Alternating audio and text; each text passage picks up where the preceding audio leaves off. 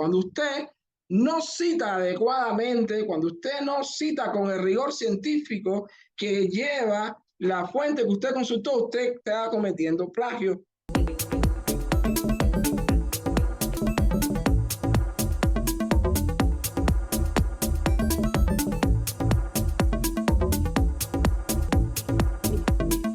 Norma APA, necesidad o moda académica. Si prestamos atención al título, nos damos cuenta de que es una invitación para poder reflexionar sobre la pertinencia que representa la norma APA séptima edición, específicamente para que podamos hacer todo el citado correcto y el asentamiento de las fuentes en nuestro documento científico y que comprendamos la importancia que representa la norma APA como un documento que nos permite a nosotros poder alcanzar ese nivel de rigor, ese rigor académico y científico en nuestros documentos científicos.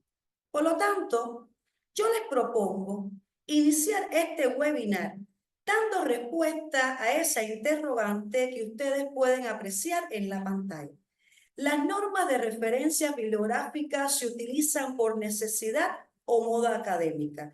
Y para ello vamos a dar la palabra al doctor Oscar Andrés Piñera Hernández, quien nos va a acompañar en este primer momento de nuestro webinar para hacernos reflexionar sobre la importancia que representan las normas de asentamientos bibliográficas para la investigación en la sociedad contemporánea.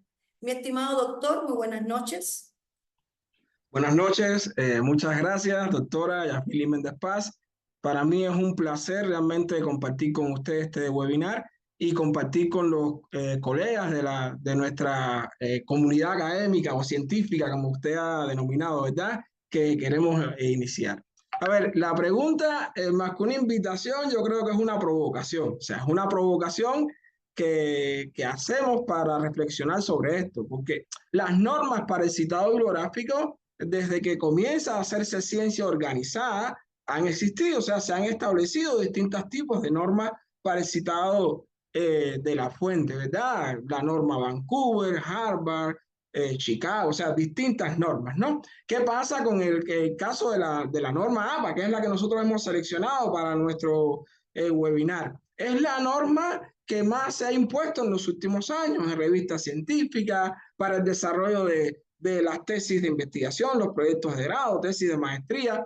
Para la participación incluso en los eventos científicos se exige que el trabajo vaya en formato de norma APA para su posterior publicación. Ahora, respecto a la pregunta, realmente el citado de la fuente es una obligación cuando se realiza trabajo científico. Es un respeto a los derechos de autor y crédito a los autores consultados. O sea, usted comienza a consultar autores, y esto yo creo que es algo que debemos tener bien claro. Nosotros se comienza a manejar autores desde el mismo inicio que usted define un tema de investigación, se encuentra con un problema de investigación y comienza entonces a explorar, a buscar, le pregunta incluso a colegas, puede que le haga alguna entrevista a algún colega sobre el tema y desde ahí usted tiene que comenzar a elaborar sus fichas, su manera de ir recogiendo la información y de ir consignando dónde, en qué momento, en qué lugar, en qué página usted tomó esa información. Porque ahí hay un respeto a los autores que le están brindando la información, que usted está tomando esa información. Hay un respeto a usted mismo a la hora después de plasmar su documento. Y otro elemento importante tiene que ver con la ley, con la legislación, con el respeto, incluso a la ley de derecho de autor que tienen las obras que son publicadas y que están respaldadas por ese derecho de autor.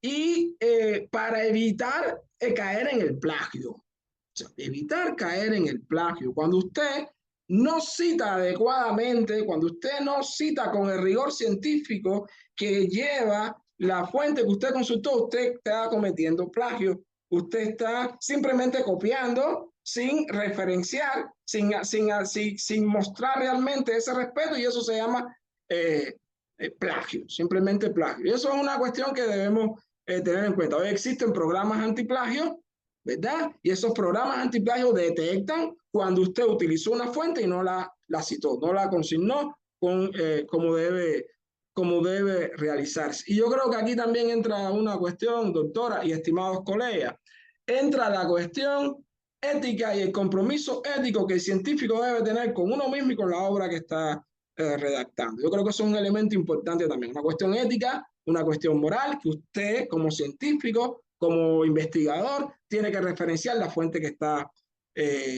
utilizando. Y el otro elemento importante es que las normas de referencia bibliográfica constituyen, además de lo que hemos hablado, un aspecto que demuestra la seriedad, profundidad y cientificidad con la que usted abordó su investigación. O sea, cuando nosotros utilizamos fuentes para el trabajo y estamos consignando estas fuentes, nuestros lectores, los revisores, los tribunales, cualquiera que se lea nuestra investigación o nuestro resultado de investigación, cuando ve la fuente, dice, bueno, esta investigación es pertinente. Esta investigación es pertinente porque las fuentes que está citando se corresponden a los últimos 5 o 10 años. O porque aquellas fuentes que no se corresponden con los últimos 5 o 10 años son fuentes de obras clásicas que han sido citadas, que han sido referenciadas por otros autores, ¿verdad? Y entonces usted le está dando nivel científico, usted le está dando rigor científico a su investigación en la misma medida que usted está citando, ¿no? Yo creo que a lo largo del webinar de hoy se podrán ver un grupo de ejemplos importantes de cómo citar, por qué citar, incluso, y se podrá comprender mejor, ¿verdad?, lo que hemos estado iniciando con esta invitación, incitación, provocación. ¿Bien? Muy bien, muchas gracias, mi estimado doctor Oscar Andrés Piñera Hernández. Y hay un elemento muy importante que quiero retomar para dar curso a este webinar. Y es el hecho de que nosotros tenemos que comprender las consecuencias negativas que tiene para nosotros y para nuestra obra, para nuestro documento científico, que no referenciemos correctamente, que no realicemos correctamente el asentamiento de las fuentes que hemos consultado.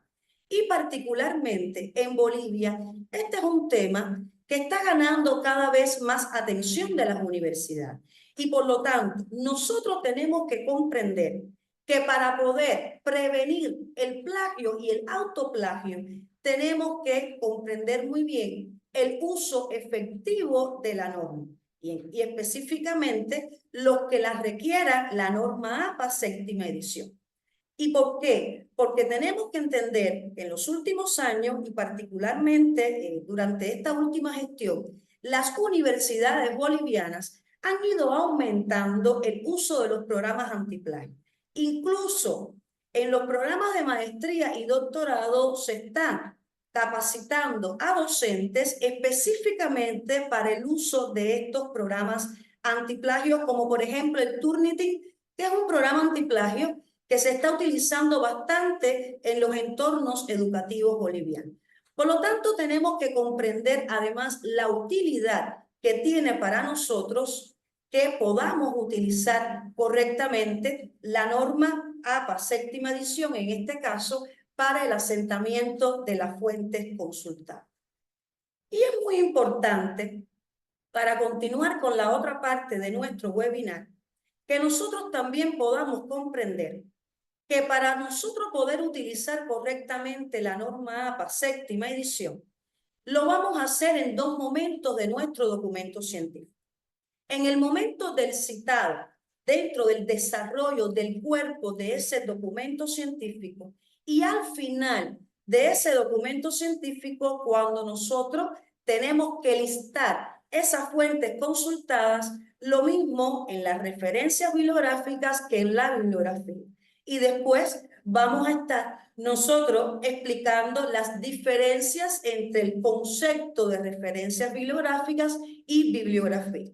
Por lo tanto, es muy importante que nosotros comprendamos que la norma APA séptima edición establece diferentes procedimientos para el asentamiento de las fuentes en el citado, dentro del cuerpo, el desarrollo del trabajo, y otro procedimiento más ampliado para cuando nosotros vamos a incluir nuestras fuentes consultadas en la lista de referencias o en la bibliografía en dependencia del concepto que estemos utilizando. Y es por eso que nosotros debemos comprender los tipos de citas que existen. ¿Y por qué? Porque como vamos a demostrar en este webinar, según el tipo de cita, son los datos que nosotros debemos incluir en el momento en que estamos realizando ese citado de la fuente que hemos consultado. Por lo tanto, prestemos atención a esta diapositiva para ir comprendiendo cuáles son los tipos de cita y posteriormente nosotros también poder reflexionar sobre los diferentes procedimientos que establece la norma APA séptima edición según el tipo de cita. Primero, las citas directas o textuales. ¿Cuáles son las citas directas o textuales? Es ese fragmento, esa cita que nosotros tomamos de la fuente que hemos consultado y la llevamos a nuestro documento científico sin cambiar absolutamente nada de ese fragmento, de esa cita. Y ojo, aquí es necesario hacer una aclaración. Cuando el doctor Oscar Andrés Piñera Hernández nos refería al tema del plagio, es necesario también comprender no solo el plagio, sino también el autoplagio. ¿Y qué es el autoplagio? Es que nosotros no hagamos el asentamiento de esa fuente, aunque sea de nuestra autoría, pero que haya sido previamente publicada. Por lo tanto, es necesario comprender que nosotros tenemos que aplicar la norma APA séptima edición, lo mismo en las fuentes que hemos consultado de otros autores, que en las propias fuentes nuestras, pero que ya hayan sido publicadas. Por lo tanto, las citas textuales son aquellos fragmentos que nosotros hemos utilizado, tomamos de una fuente consultada, lo mismo de otro autor que de nuestra autoría, pero que ya esté publicada, y la utilicemos en nuestro documento científico, pero sin cambiar absolutamente nada de esa cita. Sin embargo, ya cuando nosotros estamos ante una cita indirecta o parafraseada, o paráfrasis como también se le denomina, estamos ante una cita que nosotros hemos tomado de esa fuente consultada, pero que pasa por nuestra interpretación. ¿Y por qué este tipo de cita pasa por nuestra interpretación? Porque nosotros le modificamos determinados aspectos en la redacción o modificamos completamente esa redacción. Sin embargo, la idea continúa siendo de otra persona o nuestra, pero está publicada. Aunque nosotros modifiquemos la redacción, es una idea que está plasmada en una fuente que ha sido publicada. Y por lo tanto, aunque nosotros realicemos cambios en la redacción, esa cita indirecta o parafraseada también tenemos que hacer su asentamiento adecuado en el momento en que estamos utilizando esta cita. Entonces, ¿cuándo debemos citar? Prestemos atención a esta diapositiva. Debemos citar, solamente no debemos citar cuando utilizamos resultados inéditos de nuestra autoría. En el resto de las situaciones siempre debemos citar.